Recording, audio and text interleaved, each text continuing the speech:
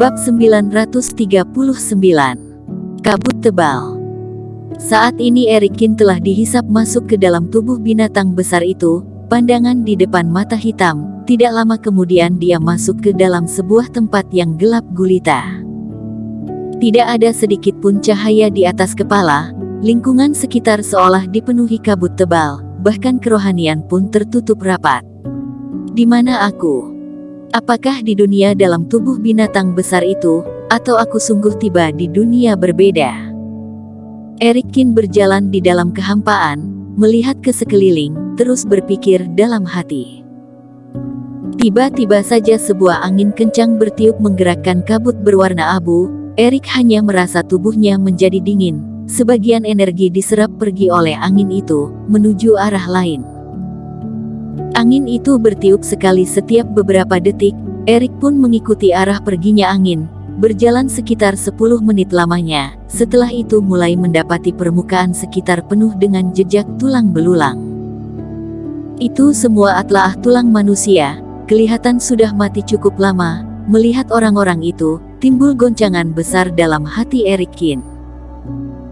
Mungkin saja orang-orang itu sama seperti dirinya. Mereka juga dihisap masuk ke dalam tubuh binatang besar itu, dan orang yang bisa tiba di sana, seharusnya termasuk orang-orang yang berbakat, namun pada akhirnya harus menghabiskan sisa hidup di dalam. CTTT. Tikus api bernama Xiaolan pun terbangun. Saat ini dia keluar dari badan Erikin, melihat lingkungan sekitar dengan sangat kebingungan. Ayo jalan, kita temukan asal mula angin itu. Berkat keberadaan makhluk kecil itu, Erikin merasa jauh lebih tenang. Dia mengelus kepala Xiaolan, lalu melanjutkan perjalanan. Setelah berjalan sekitar 10 menit lagi, Erikin menemukan sedikit cahaya di depan mata. Dia sangat gembira, ini adalah pertama kalinya dia menemukan cahaya di dalam dunia gelap. Semakin berjalan ke depan, daya hisap itu semakin besar. Erik merasakan reiki dalam tubuhnya terkuras semakin cepat. Pada akhirnya dia berhasil keluar dari kabut tebal itu, menyadari di depan mata tengah ada seekor makhluk kecil yang tertidur dengan tubuh bercahaya. Bentuk makhluk kecil itu sama persis dengan makhluk besar yang ditemui di luar tadi. Dia sedang memejamkan mata sambil merebahkan tubuh di sana. Setiap nafasnya menciptakan daya hisap yang kuat, menyerap reiki yang ada dalam lingkungan itu, semua masuk ke dalam tubuhnya. Setelah itu perlahan berubah menjadi energi bintang. Ini pasti jelmaan dari kerohanian makhluk besar tadi. Erikin menatap makhluk kecil itu, teringat manusia kecil hasil jelmaan kerohanian yang dia miliki. Apakah tempat dirinya berada saat ini adalah bagian lautan kesadaran dalam tubuh makhluk besar tadi? Hei generasi muda, bisakah bantu aku keluar? Aku tidak memiliki dendam apapun denganmu. Erikin memberanikan diri berkomunikasi dengan makhluk kecil itu, namun makhluk kecil itu malah tertidur lelap, sama sekali tidak memberi tanggapan. Aku tidak percaya. Erik menggigit gigi, segera duduk bersila di sambil makhluk kecil itu, lanjut berbicara panjang lebar. Atau, generasi muda, apa yang kamu inginkan? Beritahu saja padaku, formasi juga boleh, jimat juga boleh, ada banyak sekali rumput roh dalam kotak penyimpananku, juga ada raja obat dan obat-obat kelas teratas. Jika semua itu tidak kamu inginkan, bagaimana dengan pil iblis? Aku mendapatkan banyak benda aneh dan unik dari Brahma, apakah kamu tertarik? Hei generasi muda, tahukah kamu meski zaman sudah berubah, namun teknologi di luar sudah sangat maju, apakah semua benda itu pernah kamu temui? Erikin berkata-kata hingga mulut berbusa, mengucapkan semua yang terlintas di dalam pikirannya, namun makhluk kecil itu hanya membalikkan badan, sama sekali tidak memberi tanggapan apapun, seolah tidak menganggap keberadaan Erikin di sana. Erikin terdiam beberapa detik, merasa makhluk itu pasti mendengar, namun sengaja mengabaikan dirinya.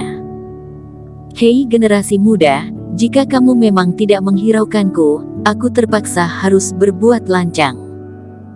Erik merasa kesal, berjalan mendekat untuk menyentuh makhluk kecil itu. namun malah terdorong akibat hawa-hawa yang dikeluarkan makhluk itu.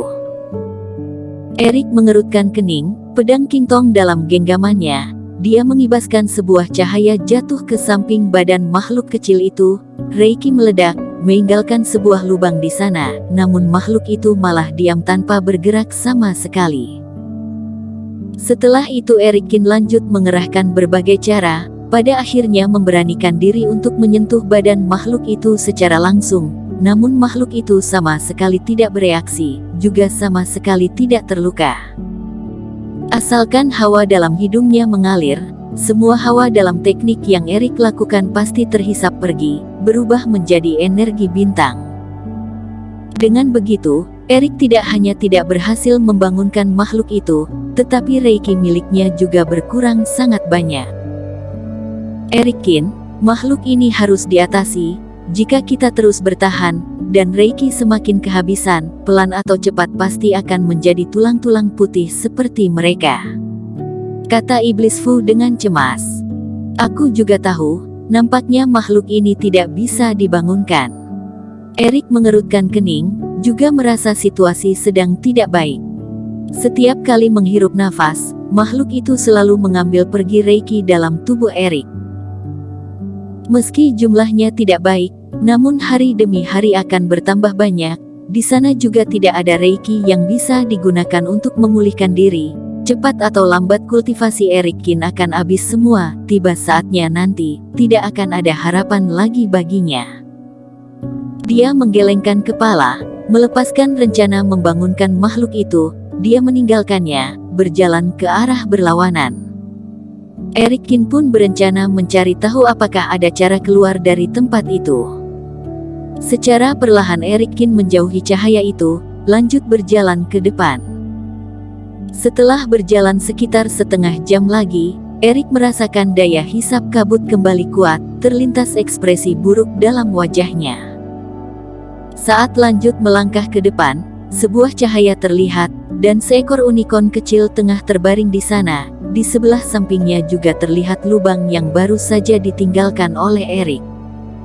Erik Qin merasa sangat tak berdaya, tersadar dirinya berputar kembali ke posisi awal. Tempat ini terasa aneh.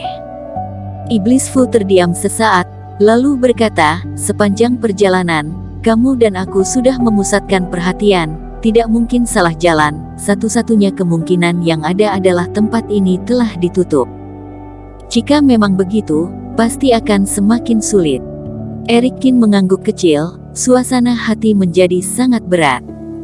Terkunci di dalam lautan kesadaran unicorn itu tanpa ada jalan keluar, dan makhluk kecil itu juga tidak berhenti menyerap dan menelan reiki miliknya. Situasi ini sungguh membuat orang putus asa. Karena sudah terlanjur datang, sebisa mungkin harus lindungi diri. Jika memang tidak bisa keluar, kita harus pikirkan cara agar reiki dalam tubuh tidak diambil pergi. Erik Qin mengubah cara berpikirnya. Mungkin saja orang lain akan putus asa saat menemui masalah itu, tetapi tidak dengan dirinya. Asalkan nafas masih tersisa, dia pasti bisa menemukan jalan keluar. Setelah itu, dalam dunia gelap dan berkabut, makhluk kecil dengan cahaya putih yang terang itu masih terlelap dengan nyenyak. Erik Qin pun duduk ke sampingnya, sibuk mencari berbagai cara. Tidak terasa, 3 hari telah berlalu. Dalam waktu 3 hari itu, Ye Zun dan si brewok juga mencoba berbagai cara, namun tetap tidak bisa masuk ke dalam bagian inti lembah, apalagi menyelamatkan Erik Qin. Di tengah ketidakberdayaan itu, mereka hanya bisa memilih menyerah.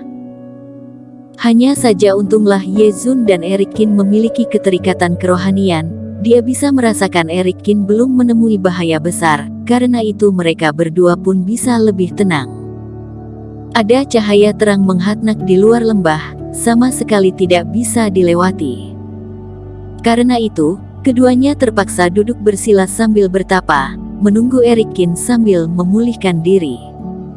Dan di dunia luar saat ini, dalam zona inti daerah pelatihan, hasil pertarungan Erik Qin dan Di Marto Zhao 3 hari lalu perlahan menghilang. Kabar Eric Kin bisa melawan langsung Di Marto yang begitu kuat, hingga pada akhirnya tetap bertahan hidup sungguh mengejutkan semua pejuang dalam zona inti.